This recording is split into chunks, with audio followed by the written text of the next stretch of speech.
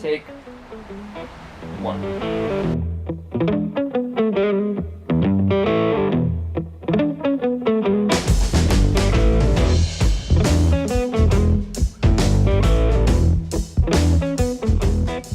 Yeah, so the last video we did was about the red tiger and the white tiger. And if you want to go see that, you can click the link here. It's over there. No, so yeah, this is just a kind of explain where we ended up with that. So the red tiger is really good for those kind of like, I would say shoulder to head high waves when it's a little weaker and you just want to go fast. And then white tiger is just overall fun board. It's pretty much as fun as a board gets. Yeah, the white tiger for little tiny waves for you. I would ride it on tour if it didn't look so small. Yeah. If it didn't look like a fun board, I'd ride it on tour. But I guess that's why we came up with the red tiger. Right. Yeah. So and then we have the Ghost 6.0, which was my kind of short board. So here's how I would think of how we kind of started working on that. The new board is that it was a lot of like Rocky Point days this year. You're coming Yep. over there a lot, and you're riding a red tiger a lot. But then you'd be like, it's kind of, I almost want to ride my Ghost.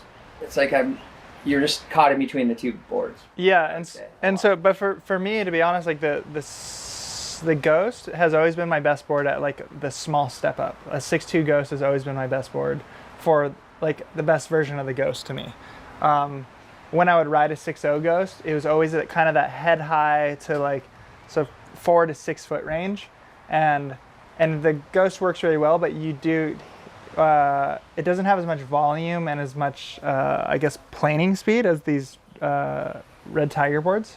So yeah, I was kind of caught in between, and we started talking about doing the red tiger is just so fast and drivey and like 0 to 4 foot waves, and I was like, I just wish I had this board and it could hold a little more and a little more power. So we kind of started thinking of this board, I guess, which bridges the gap between the red tiger and the Ghost a little better. And you can kind of explain what we did to it. Well, and then when we started working on it, it was like code name was the Power Tiger because you're out for more power. Yeah. I guess the Power Tiger is kind of sticking, even though it sounds a little silly. It's the Power Tiger.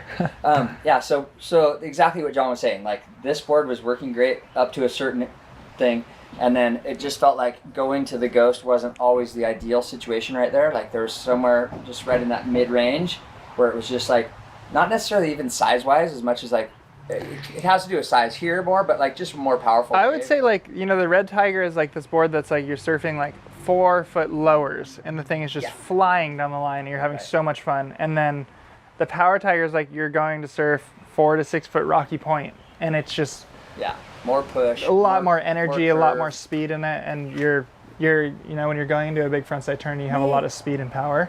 You want to be able to push as hard as you can, and you don't want to be like feeling like you're drifting at all.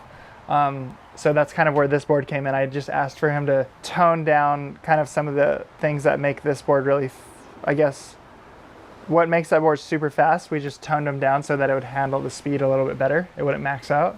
Yeah, so the basics, let's just go through it, is comparing the two, the red tiger and the new Power Tiger, is essentially I started just with the outline. So I pulled in the tail. First thought is like, oh, you want to hold through turns better. Pull the tail in. It's actually funny though, because I saw Tyler Wright in Australia and she's all, have you tried to pull in the tail on the red tiger? And I was like, no, I haven't. Do you like it? And she's like, I love it. It's insane. And then I was like, kind of gave me the idea. I was like, oh, maybe this board can be better and like a little more power. So then we push it harder. It kind of sparked that. Yeah. So we did that, pulled that in, and that's something like with Tyler's boards, almost all of her other boards too, is I pull in her tail anyways because she's smaller and not as heavy. So I kind of give her a little tighter tail, which helps loosen it up for her. But so I pulled in the tail, and then I pulled in the nose too to kind of keep that area, because the red tiger's got a wider nose for like planing and speed, and just pulled that in a bit more. So that gives you curve overall through the whole board, which feels like as you go through a turn, it's not like projecting forward as much, where that's where the red tiger, you're trying to get drive out of those turns. And then with this board, it's like it's going to do a tighter turn. It's going to fit into a curvier wave with a little less area in the nose. And I think one of the main things of it too is that this board really rides on top of the water. The red tiger rides on top of the water. You're flying on top of it. This one sits down a little lower in the water, I would say. And then this one, the Ghost, is like in the water, and that's why it's so good at really high speed, because it's just in the water and you can have a lot of control.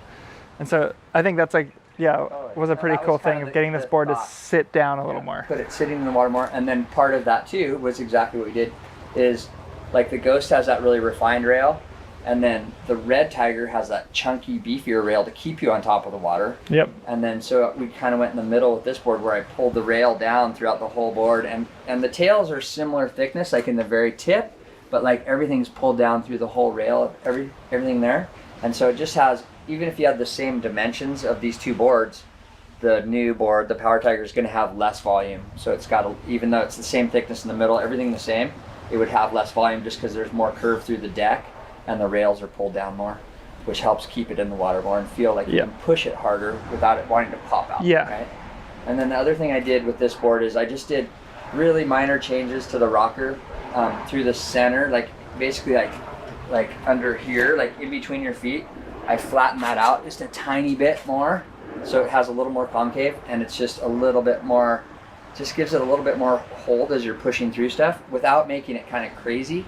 Just did a little adjustment, and then I added just a hair of tail rocker. Yep. Like a 16, which is, you know, in normal standards it's almost nothing, but it did do something to have it feel. So that gives you that, just a little bit of extra tail rocker is giving you a little bit more like pressure release through turns. And then when you're going fast, a flat tail rocker wants to keep going straight. It doesn't want to turn, so having just a little bit more lets you go up and down a little bit easier. And then I think one thing to note too is that, so I'm 6'2", I weigh 190 pounds, so I'm a pretty big guy.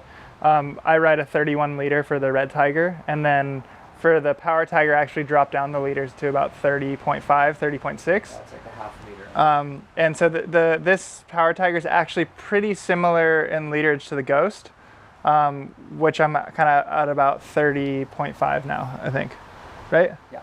So I think they're both 30.6. Yeah, 30.5. 30.6, and this is 31 even. Yeah. And, so I think that's the thing too. But these are also the same. They're the same width. Both these boards are the same width. The Ghost is a little more narrow. Yeah. But these two are the same width. Just this has less foam. And this is they're both 6.0s, right? Yeah. But yeah, so this kind of has become my all-around short board, pretty much. I ride this board most of the time, and then once it gets to that like 6 to 8 foot mark, I start riding the Ghost, 4 to 6 foot Power Tiger, and then anything like 4 foot and under, I'm riding the Red Tiger.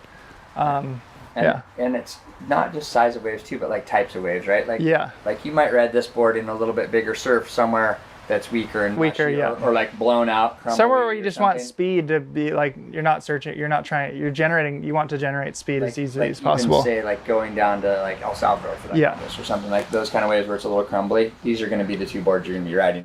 But like this thing might be on the slower day a better choice than this board. And then another thing to note too is that for me, I ride large fins in both of these boards. And then I ride a medium large fin in the Ghost. So I drop down a fin size for the Ghost. You're just going you're riding it in waves that are bigger, you're going a lot faster. So overall, you just need less, I feel like, because you're just moving through the water faster. So less rail, less fin. I find that is better. It seems like this board too just feels better with a little bit bigger fin for the size of rider, just because the tail's so wide. And usually you're going to be riding it in like a slower, kind of weaker wave, and the bigger fin kind of helps give you more drive, a little bit more lift. And then it's the opposite with the Ghost, where you're like going super fast and you don't want to have that lift. What else? So far I've been riding them all in PU and just normal glass. And these boards, like this, when you go to Tahiti, all you're going to bring, this is a whole different deal. Never mind Tahiti. Forget it.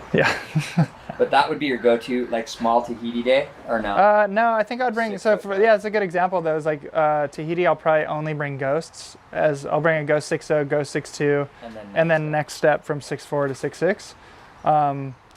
Just because Tahiti is so bowly and so cuppy, and even when it's small, it has so much power to it. And I think that goes to what you were saying about, it's really the type of waves that you ride these boards in. Like even a little smaller wave, if it's really cuppy, this board would be your choice. Yes, so it's not like totally just this big a wave, I have to ride this board. So I think a good example would be Snapper. it's real cuppy off the takeoff a lot of the time, especially when the banks are good. Yeah. But it can be only shoulder high, you know, but I think that board is just going to fit so good in the ball. Yeah. That's it. Covers it pretty much. That's the Power Tiger. Cut!